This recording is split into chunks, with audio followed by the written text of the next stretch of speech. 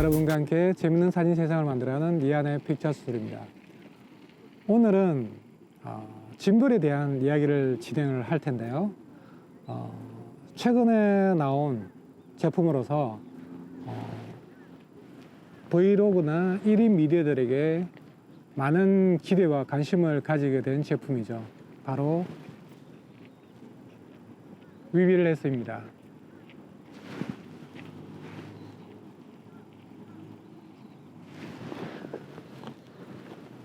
원래 신제품이 나오면은 언제나 관심의 대상은 맞습니다. 그럼에도 불구하고 제가 그렇게 말씀드리는 데는 나름의 이유가 있습니다. 지윤텍에서는 위빌레스의 마케팅 포인트가 타이니 자이언트입니다. 위빌레스 홈페이지 첫 문구에 나와 있죠. 타이니 자이언트라고. 이 의미가 시사하는 바는 명백합니다. 작고 가벼우면서 충분히 강력한 힘을 낼 수 있다는 것. 그리고 요즘에 나오고 있는 풀프레임 미러리스에 그리고 대형화되어 가고 있는 렌즈들의 추세에 맞춰서 나온 제품이라고 봐도 무방할 겁니다. 최근에 DJI에서 로닌 SC가 나왔지만 아쉬움이 있었죠. 위빌렛과 같은 문제점이었습니다. 요즘에 EOS-R, 니콘의 Z6, Z7, 그리고 소니의 알파7 마크3, 그리고 파나소닉의 S1, 그런 풀프레임 미러리스가 나오고, 또 거기에 발맞춰서 요즘의 추세가 렌즈들이 대형화되고 고해상도에 맞춰져서 개발되어 나오고 있습니다. 그래서 다들 어마무시하게 크죠. DSLR에 못지않은 그런 장비들입니다. 최근 한 1, 2년 사이에 유튜브나 브이로그들이 성장이 상당합니다. 그런 1인 브이로그나 혹은 1인 미디어 분들에게는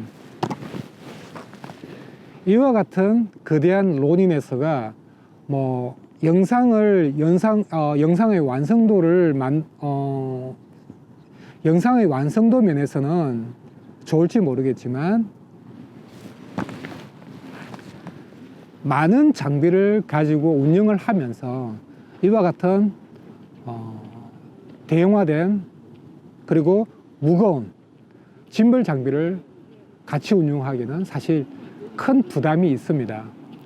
제가 실제로 들고 다니는 장비만 해도 카메라, 바디 2개, 그리고 다수의 렌즈들, 그 외에 부가 액세서리들, 스탠드라든가 모노포드들, 그것만 해도 사실 한 짐이죠.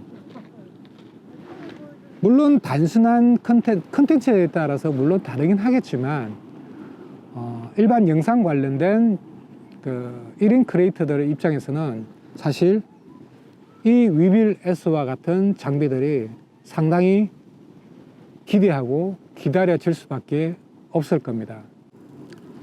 그러면은 이 위빌 S가 실제로 얼마나 능력이 되는지, 그리고 제가 작업하는 환경에 얼마나 적절할지에 대해서 알아보는 시간을 시리즈로 해서 한번 준비를 해 보도록 하겠습니다. 위빌레스의 특징이라면은 일단 작고 가볍다는 겁니다. 무게는 1.2에서 1.3kg 정도 된다고 보시면 됩니다. 지금 현 상태의 무게에서 스탠드와 배터리 그리고 플레이트를 모두 장착한 상태였어요. 그런데 지은텍에서 900g이라 900g에 못 미치는 무게라고 첫 번째 티저 영상에서 본 것 같은데요. 아마 그런 게 첫인상 효과를 노린 듯 합니다. 그런 부분은 사실 아쉽습니다. 많은 업체들이 스펙에 목매다는 이유는 이해는 합니다. 하지만 900g이라고 하면은 여기서 삼각대, 플레이트, 뭐 그 상황에서 아마 배터리도 빠져야 되지 않을까요? 뭐 그렇게 해서 어떻게 운영을 합니까? 좀 더 솔직하게 고객들에게 좀 더 정확하게 신뢰를 할 수 있는 그런 정보를 제공해 주는 게 더 중요하지 않을까요? 하지만 어쨌든 가볍고 다양한 렌즈와 미러리스를 장착할 수 있다는 겁니다. 현재는 이 정도의 크기와 사이즈에서 그런 다양한 렌즈와 미러리스를 올 수 있는 장비는 없는 것 같습니다. 그것만으로 일단은 좋은 점이 있지 않습니까? 구태여 900g이라고 할 이유는 없다고 생각을 합니다. 자, 이 특징이라고 하면은 위윌랩에서 이미 나왔었죠. 일단은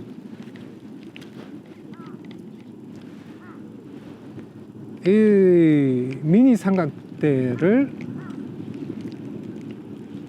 이렇게 장착을 할 수 있다는 것은 이미 위윌랩에서 나왔고요.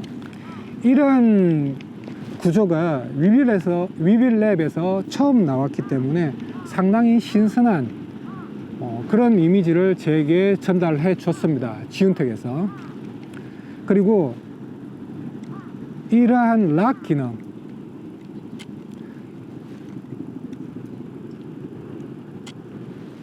이러한 락 기능도 실제 사용자들의 편의성에서는 상당히 중요한 부분이고요. 뭐 없어도 사용은 할 수 있습니다. 하지만 있으면은 너무나도 편한, 저는 사실 장착할 때보다는 장착은 이미 로니네스를 사용하면서 이미 익숙해져 있었기 때문에 상관은 없습니다. 근데 이동할 때 이게 너무나도 편리한 기능입니다. 위빌랩을 경험하신 많은 분들이 실제로 그들의 광고 문구처럼 위빌랩스가 자연탄지 많이 관심을 가지실 겁니다. 실제로 많은 해외 유튜버들도, 그리고 우리 국내 유튜버들도 소니의 알파7 마크3의 2470 GM 렌즈를 가지고 장착하는 모습을 많이 보셨을 테고요.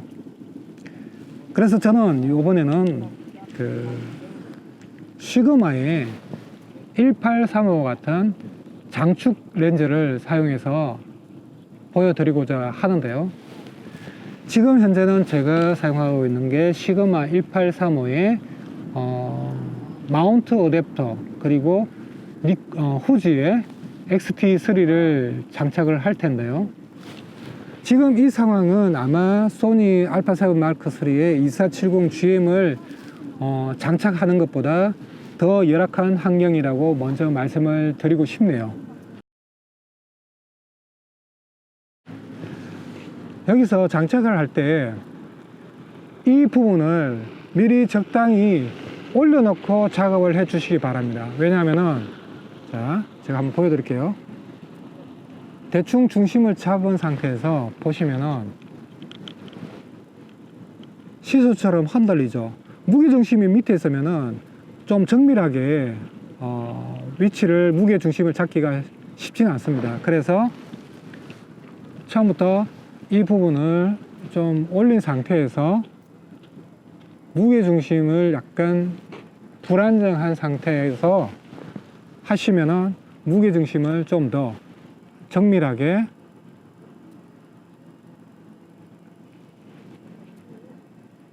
잡으실 수가 있습니다.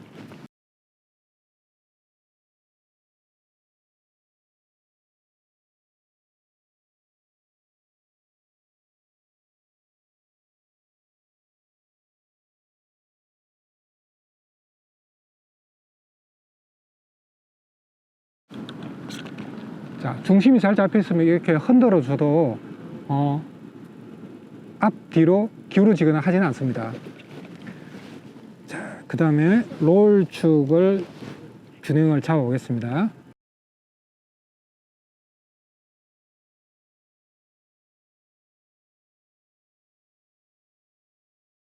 그리고 펜축을 한번 잡겠습니다.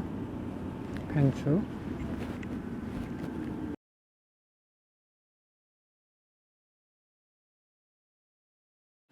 자, 기본적인 무게 세팅은 끝났습니다. 카메라의 기본적인 밸런스 작업이 끝났으면은 메뉴의 하단에 메뉴로 들어가시면은 모터가 있는데요. 모터로 들어가면은 오토, 레벨, 커스터마이즈가 있는데, 오토는 말 그대로 자동으로 기본적인 각 축마다 모터 파워를 할당을 하게 되고, 레벨 같은 경우에는 로우, 미디엄, 하이로 임의로 설정을 하게끔 되어 있습니다. 커스터마이즈에 가면은 사용자가 개별적으로 틸터와 롤, 펜을 미세하게 조정을 할 수가 있고요. 오토튠에서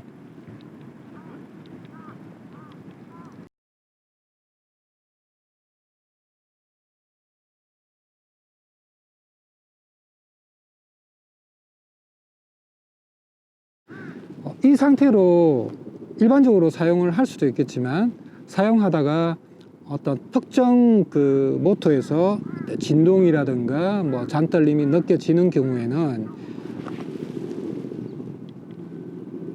커스터마이저에서 그 어떤 불안해 보이는 그 부위에 대한 값을 약간 올리거나 혹은 더 낮추거나 해서 조정을 할 수가 있습니다. 지금 오토튠을 했으면은 그 다음으로 해야 될 게 뭐냐면은 어드밴스입니다.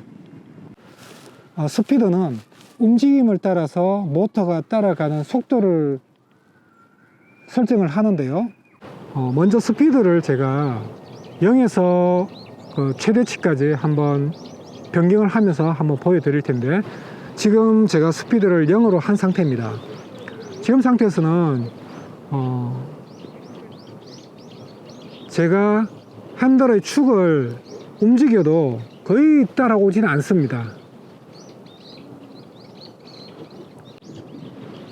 120으로 하고 한번 돌려보겠습니다. 제가 움직이는 방향으로 따라오는 속도를 보여주는 건데, 이 스피드는 제가 움직이는 방향으로 얼마나 축이 빠르게 각 속도의 개념이죠. 각 속도로 빨리 따라와 주느냐를 이제 설정하는 것으로, 좀 부드러운 영상을 위해서는 아무래도 스피드를 천천히 늦게 해주는 게 좋습니다. 그 다음에 스무스를 조정을 해주게 되는데, 스무스는 갑자기 방향 전환을 하거나 할 때 충격을 주게 됩니다. 그래서 그 충격을 완화하기 위해서 그 스무스니스를 조정을 하게 되는데요. 자동차로 치면은 스포츠와 세단이라고 할 수 있겠네요. 빠르죠. 제가 움직이는 방향으로 반응을 좀 빨리 움직여 줍니다. 거의 스포츠 모드 수준으로 빨리 움직이죠. 이렇게 스무스 값을 높이게 되면은 부드럽게, 세단처럼 부드럽게 출발하고 부드럽게 서게 되는, 급가속과 급정지를 부드럽게 해주는 그런 역할을 해준다고 보면 됩니다. 데드밴드의 경우에는 공차 개념이라고 할 수 있는데요. 그러면 좌우로 몸이 발을 내디딜 때마다 몸이 좌우로 틀어질 수가 있습니다. 그러면 핸들이 이렇게 좌우로 흔들리겠죠. 좌우로 흔들리거나 혹은 좌우로 흔들리고 혹은 앞뒤로 이렇게 움직일 겁니다. 근데 이렇게 움직일 때마다 이 헤더가 같이 움직여주면은 영상으로는 많은 떨림이 발생을 하겠죠. 데드밴드를 이제 각자 사용한 많이 움직임이 있을 때는 데드밴드를 좀 여유 있게 두거나 혹은 좀 미세하게 할 때는 데드밴드를 각자 그는 편하게 하시면 될 것 같습니다. 위기레스에서는 각 카메라들의 기능을 활용하기 위해서 USB 케이블을 제공을 하는데요. 소니의 경우에도 멀티 USB 케이블을 제공을 합니다. 하지만 아쉽게도 캐논이나 소니 그런 카메라와는 달리 줌 기능과 그리고 녹화 버튼 그리고 사진 촬영 버튼만 가능한데요. 제가 링크를 걸어놓은 이 유튜브는 USB-C 케이블과 그리고 설정에서 파나소닉을 선택을 함으로 해서 소니의 ISO 셔터 스피더 그리고 조리개를 직접 위일에서 컨트롤 할 수 있는 방법을 찾아냈습니다. 그런데 아쉽게도 얼굴 인식과 손떨림 방지 기능을 사용할 수가 없습니다. 네, 지금까지 위빌에서의 특징과 기능들 그리고 세팅 방법들에 대해서 짧게 이야기를 해드렸는데요. 오늘은 장단점에 대해서는 언급하지는 않겠습니다. 그리고 다음 시간에는 위빌에서의 안정성을 테스트하기 위해서 로닌에서와 같이 한번 영상을 만들어 보겠습니다. 그리고 세 번째로는 위빌에서의 부가 기능인 타임랩서 그리고 모션랩서 파노라마에 대해서 한번 언급을 하도록 하겠습니다. 왜냐하면 저는 사진 관련 컨텐츠를 제작을 하고 있기 때문에 그에 대해서 사실 관심이 많습니다. 그리고 저도 특히 관심이 있는 부분이 또 한 가지가 더 있는데요. 바로 오브젝트 트래킹 기능입니다. 그런데 아쉽게도 이번에는 트랜스미터가 없기 때문에 그 부분에 대해서는 제외를 하도록 하겠습니다. 제 영상을 끝까지 봐주셔서 감사합니다. 좋아요와 구독 많이 많이 부탁드리고요. 언제든지 댓글은 열려 있습니다. 댓글 많이 달아주시기 바랍니다. 감사합니다.